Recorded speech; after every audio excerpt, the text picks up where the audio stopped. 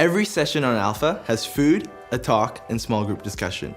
The food's gonna look different from one Alpha to the next, but however you do it, you'll find that it's the best way to set the stage for life-changing conversations.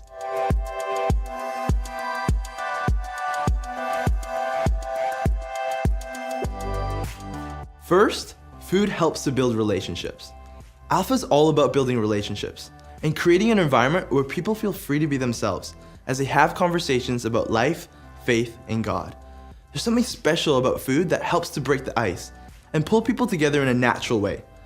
I don't know if you've ever been to a wedding before where you're seated with people you don't know very well. The conversation is always weak at first, but as soon as you have some food in front of you, conversations begin to flow. It's so much more than just filling your stomach. Food helps to build relationships. The time for food on Alpha is often where walls come down and people feel like a part of the group. I always encourage small group hosts and helpers to stay away from the more serious conversations and allow that to take place during the space created for discussion after the talks. The second reason for food is that it makes it easy for a guest to say yes to an invitation to come to Alpha. Let's be real, people love food. I know I love food.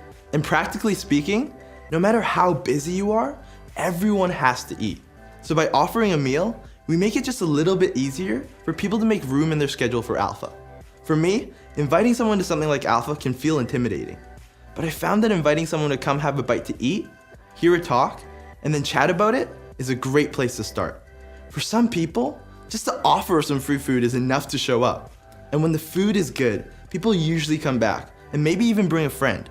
We've learned that food is essential, but will look different depending on who you're serving, when it's happening, and what resources you have.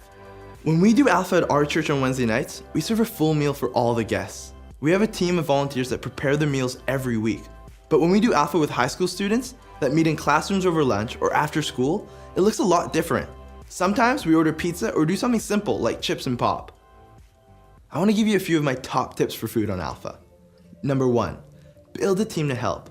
Find some people that are passionate about food and hospitality and get them involved. Tip number 2, if possible, offer the meal for free so that cost doesn't turn anyone away from coming. Number 3, get creative with how to cover the expenses. If you're not able to cover all the costs, you could invite guests to give an optional donation, or see if there are other people in your church that could donate money or help with the meal prep.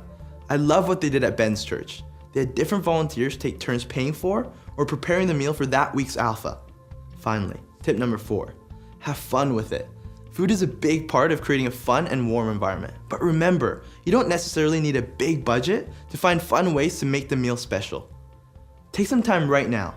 Think of who you could invite to lead and be a part of the team of people who will be in charge of food. Be creative and have fun as you find ways to make food an essential part of your Alpha experience.